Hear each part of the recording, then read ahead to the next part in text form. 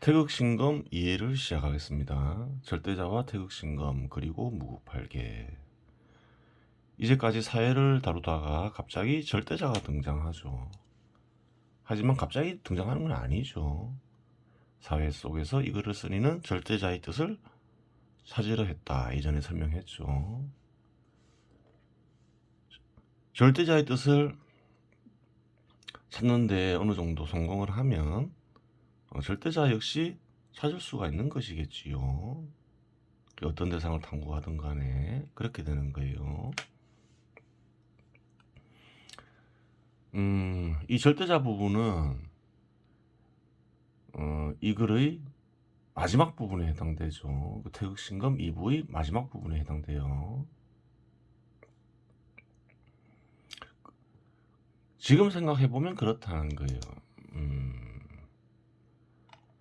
처음에 몸으로 펼치는 태극신검을 다루었죠. 그 다음에 절대건편을 다루죠. 2017년에는 응용편이라고 했는데 절대건편이라고 했죠. 주로 사회에 대해서 다루죠. 사회를 구성하는 영역들 다루고 뭐 제도 다루고 국가 다루고 그러죠. 그러다가 이제 마지막으로 절대자를 다루죠. 그래요. 그런데 절대자를 다룬 뒤에 어떻게 되나요?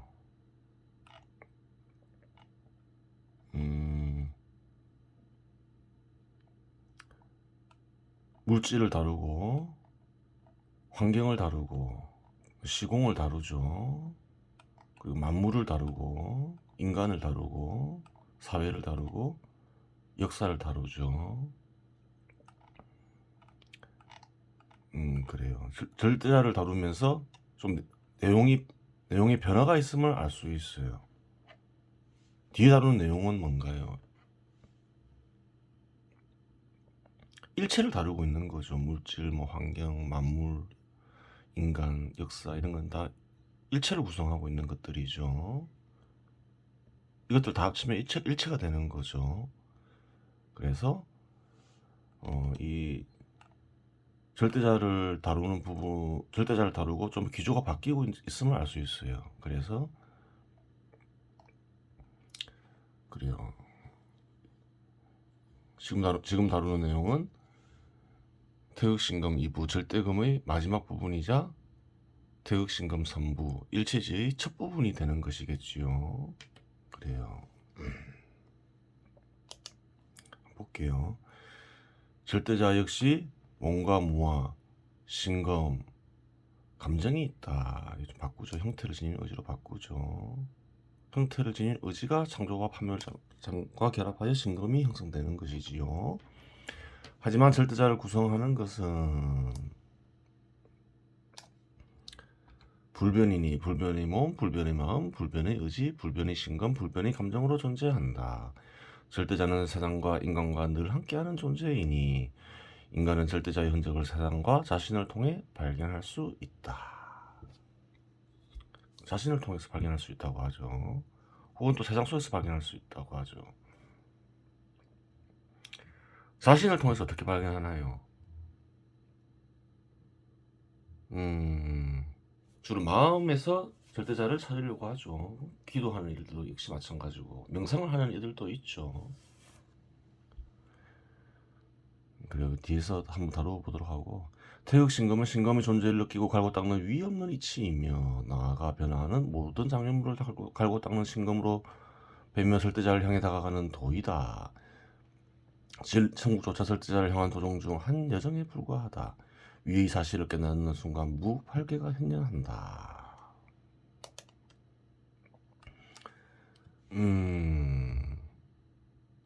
기도나 명상을 통해서 절대자를 발견하기가 쉬운가요? 어렵죠.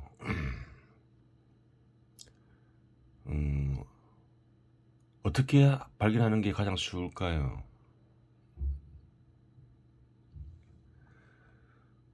가장 쉬운 방법은 예전에 설명했죠.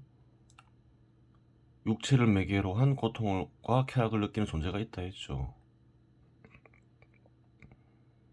그래요. 그러한 자가 그러한 고통과 쾌락을 느끼는 어떤 욕망을 내려놓고 그래요. 생각을 하면 절대자와 결합하면서 그래요. 절대자의 마음이 드러날 수 있죠. 그것을 그래요. 회광이라고도 하고 정해쌍수라고도 하고 지관이라고도 하지요. 그러면 어떨까요? 드러난 마음은 곧잘 사라지죠. 그러나 드러난 마음을 갖고의 노력을 통해서 이렇게 표시할 수도 있는 거죠. 글로 남길 수도 있는 거예요. 그러한 글은 어떤 글이 되나요? 외단이 되는 거지요. 글을 쓴 이에게도 외단이 되고 타인들에게도 외단이 될 수 있는 것이지요. 그래요. 글 속에서 글을 통해서 절대자의 뜻을 찾고 절대자를 찾을 수가 있는 것이지요. 그러자면 말했죠. 욕망을 내려놓고 참으로 진실하게 글을 남겨놔야 되겠지요. 뭐 그림으로 남겨놓을 수도 있겠죠. 그렇게 되는 거예요. 볼게요. 절대자 역시 뭔가 무아 신검 감정이 있다. 우리 앞에서 한번 설명을 해야 되는 거죠. 절대자를 구성하는 것은 불변이니 불변의 몸, 불변의 마음, 불변의 의지, 불변의 신검, 불변의 감정으로 존재한다. 고찰. 이 절대자는 누구를 가리키나요? 세상을 이루어지게 하는 존재를 가리키죠. 그래요. 그러한 존재를 한국인들은 하나님 혹은 하나님이라고 부르기도 하죠. 그래요. 이 세상을 구성하는 모든 대상은 절대자로부터 비롯된 것이지요. 물질이나 물질로 구성된 물체들 사이에서 드러나는 질서 속에서 진행되는 물체의 이어짐이나 끊어짐, 생물 및 인간이 드러난 모두 절대자로부터 비롯된 것이니 모든 것이 절대자와 이어져 있거나 관계를 형성하고 있다는 결론이 나옵니다. 그래요. 세상을 이루어지게 하는 존재를 다룬다고 했죠. 다른 존재를 절대자라고 규정하면 이렇게 얘기할 수가 없는 거죠. 그래요. 여기에서는 세상을 이루어지게 하는 존재에 대해서 얘기하는 것이에요. 그러면 절대자를 탐구할 때 어떻게 탐구할 것인가 하는 문제가 발생합니다. 여러 방식이 있을 수 있겠으나 여기서는 태극신검에서 드러난 이치에 입각하여 분석합니다. 인간을 질적 차이에 입각하여 분리하면 몸과 마음으로 나눌 수 있습니다. 세상은 어떻게 구성되나요? 우리가 현실에서 겪는 세상은 물질과 공간으로 기본적으로 나눌 수 있죠. 그럼 이 현실 세상에는 물질과 공간만 있냐는 거예요. 그렇지 않다는 거예요. 물질과 공간과는 또 다른 마음이 있죠. 마음이 물질인가요? 혹은 공간인가요? 물질도 아니고 공간도 아니죠. 물질이라면 육체를 분해하면 마음이 나와야 되잖아요. 그게 아니라는 거예요. 그 현실 세상은 기본적으로 물질, 공간, 마음으로 이루어져 있는 것이지요. 그러면 절대자 역시 질적 차이에 입각하여 몸과 마음으로 분리하여 파악하는 것이 가능한가 하는 의문이 발생합니다. 그러면 우선 인간처럼 몸과 마음을 절대자가 지니고 있어야 합니다. 답은 당연히 지니고 있지요. 모든 것을 지닌 완전한 존재인 절대자가 인간이 지닌 것을 지니는 것은 필연적인 결과입니다. 인간이 지니지 못한 것도 절대자는 지니고 있다라는 말은 올바를 수 있어도 인간이 지닌 것을 절대자가 지니지 못하고 있다라는 판단은 절대자의 개념의 하나의 내용을 이루는 완전성에 어긋난 것이라고 하겠습니다. 인간이 지니고 있는 건 절대자 역시 다 지니고 있다는 거예요. 주석을 볼까요? 세상에 존재하는 모든 대상은 절대자에서 비롯된 것이고 인간이 지닌 것은 세상에 존재하는 모든 대상에 포함된 것이니 절대자는 인간이 지닌 모든 것을 당연히 다 지니고 있다. 얘기하고 있죠. 하지만 이는 연역에 입각한 논리적 귀결이고 경험의 세계에서 입증할 수 있는 근거를 찾는 것이 다음 순서가 되겠습니다. 경험의 세계에서 찾아 확인해야 되겠죠. 그러면 어떻게 절대자로부터 비롯되었는가? 그랬죠. 이 그림을 자세히 보면 되죠.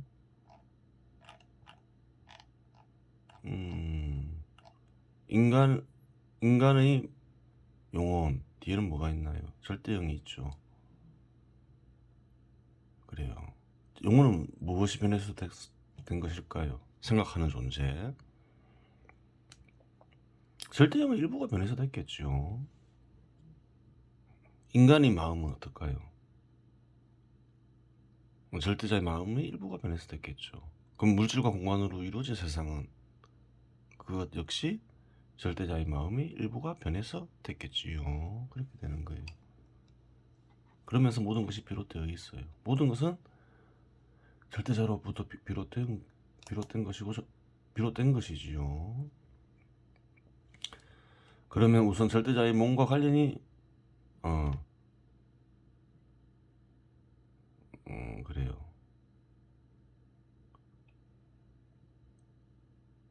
그러면 우선 절대자의 몸과 관련이 깊은 것으로 판단되는 것을 찾아보겠습니다. 인간의 몸, 생물의 몸, 무생물을 이루는 진료는 소재로 바꾸죠. 이해하기 쉽게. 물질로 구성되어 있습니다.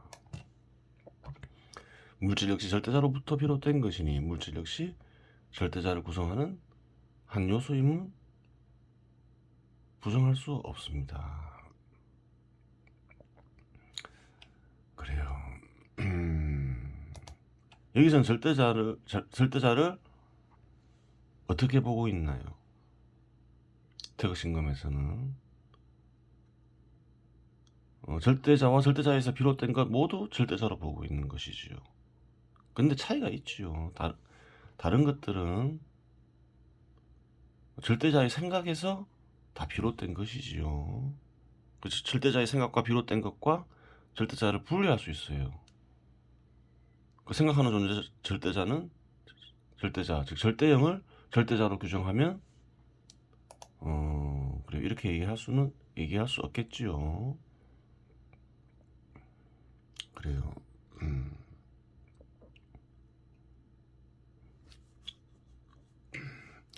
절대자로부터 비롯된 것이 아니라고 하더라도 절대자가 끌어다가 사용할 수 있지 않은가라는 의문을 지닐 수 있습니다. 그럴 경우 절대자로부터 비롯되지 않은 것은 어떤 존재로부터 비롯된 것인가 하는 물음이 자동적으로 나오게 되고 절대자로부터 비롯되지 않은 것을 비롯되게 한 존재와 물질을 끌어다가 사용하는 존재를 비롯되게 한 존재가 진정한 절대자라는 결론에 이르게 합니다. 그렇죠. 절대자와 비롯된 것을 무한하게 생각할 수 있는 것이지요. 각자 다른 그래요. 방식으로 생겨났다. 그렇게 생각하면 어떤 문제가 발생하나요? 그러한 존재는 절대자가 아니게 돼버리는 거예요. 절대자로부터 비롯되지 않은 것을 만들어낸 존재는 어떻게 되나요? 그것을 만들어내지 못한 존재보다 더 뛰어난 존재가 되어버리잖아요. 그 존재가 절대자가 되는 것이지요. 따라서 물질은 절대자로부터 비롯된 것이다라는 결론은 올바른 명제라고 하겠습니다. 그런데 물질은 마음을 이룰 수 없으니 아까 얘기했죠. 육체를 분해하더라도 마음이 드러나지 않죠. 절대자의 마음 역시 물질로 이루어질 수는 없습니다. 그래요. 물질로 이루어진 것을 마음이라고 규정하지 않습니다. 마음의 개념 속에는 기본적으로 물질로 이루어지지 않은 것이라는 전제가 바탕이 되었습니다. 단순히 뭐 이렇게 어떤 그래요. 관념에 의해서 판단하지 않더라도 경험 속에서도 확인이 되죠. 물질이나 육체를 분해한다 해서 마음이 나타나는 건 아니에요. 공간을 탐구해도 마찬가지죠. 관찰해도 마찬가지죠. 따라서 물질은 절대자의 마음은 될 수 없으며 필연적으로 절대자의 몸으로 귀속되게 됩니다. 그래요. 세상에서 우리 몸을 무엇을 몸이라고 하나요? 예를 들어서 인간의 몸은 어떤가요? 인간의 생각에 의해서 조종될 수 있는 것이지요. 물질로 구성된 세상은 어떤가요? 섭리의 바탕에서 조종되고 있죠. 그래서 절대자의 몸으로 볼 수 있다는 거예요. 세상에서 물질들을 관찰하여 보면 물질들은 끊임없이 끊어지고 이어지며 변화의 과정을 거칩니다. 하지만 모든 것이 변화하는 것은 아닙니다. 이치에 입각해 이어지거나 끊어질 뿐 양이 변동하지 않습니다. 여기서 한 가지 불변하는 것이 발견되는 것이죠. 그것은 변하지 않는 양입니다. 절대자로부터 비롯된 것이니 불변하는 것이 발견되는 것은 필연적입니다. 124번 각수가 있죠. 물질은 절대자로부터 세상을 구성하는 요소가 되거라라는 뜻을 부여받았기에 물질에 구성된 양은 세상이 사라지기 전까지 사라지지 않는 것이다. 그래요. 좀 더 정확하게 적으면 세상이 끝나기 전까지, 더 정확하게 적으면 물질과 공간으로 이루어진 세상이 끝나기 전까지 세상을 구성하는 요소가 되어라라는 뜻을 부여받았기에 물질에 구성된 양은 세상이 사라지기 전까지 사라지지 않는 것이다. 이렇게 맞죠. 하지만 여전히 이러한 의문을 제기할 수 있습니다. 양이 불변이더라도 형태는 끊임없이 변하지 않는가? 절대자로부터 비롯된 것이라면 형태 역시 불변이라야 하지 않는가라고. 이는 절대자가 불변의 존재이다라는 개념이 불완전하기 때문에 발생하는 현상입니다. 절대자의 개념에는 불변성 외에도 완전성이 존재합니다. 이거를 쓴 이는 여러 가지 속성들을 생각하면서 절대자를 인식하고 있음을 알 수가 있어요. 절대자가 불변성을 지니고 가변성을 지니지 않은 존재라고 가정하겠습니다. 그런데 만일 불변성과 가변성을 동시에 지닌 존재가 있다면 불변성과 가변성을 동시에 지닌 존재가 진정한 절대자가 됩니다. 따라서 완전한 존재인 절대자는 불변성과 가변성을 동시에 지닌 것으로 결론 내리는 것이 올바른 판단이라고 하겠습니다. 여기도 각수가 있죠. 125번. 달리 말하자면 절대자와 절대자에서 비롯된 대상에는 불변성과 가변성이 모두 발견된다. 그러면 생각하는 존재인 절대형인 절대자는 어떠한가 하는 문제로 한정지어 생각해 볼 수 있다. 절대형은 섭리에 바탕하여 생각할 뿐이다. 생각은 변하더라도 섭리에 바탕하여 생각하는 존재인 절대자는 불변이다. 그래요. 절대형이 있죠. 절대자의 마음은 어떤가요? 절대자의 생각에 따라서 변화하는 부분이 있는 것이지요. 그래요. 절대형은 어떤가요? 섭리에 따라서 생각하는 존재이죠. 그러한 존재는 변하지 않는다는 거예요. 섭리에 입각해서 생각하는데 갑자기 섭리에 어긋나게 생각한다거나 그런 일은 없다는 거예요. 한결같다는 거죠. 섭리에 입각하여 생각하는 절대형은 변하지 않는다. 이렇게 얘기하는 거예요.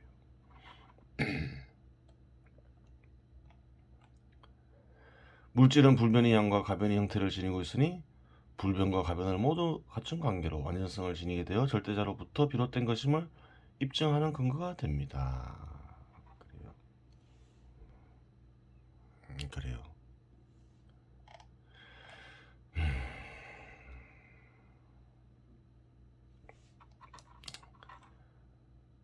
이거를 써니는 글을 통해서 그래요. 절대자를 인식하기 위해서 노력하고 있음을 알 수 있지요. 그래요. 이번 시간은 여기서 마치겠습니다.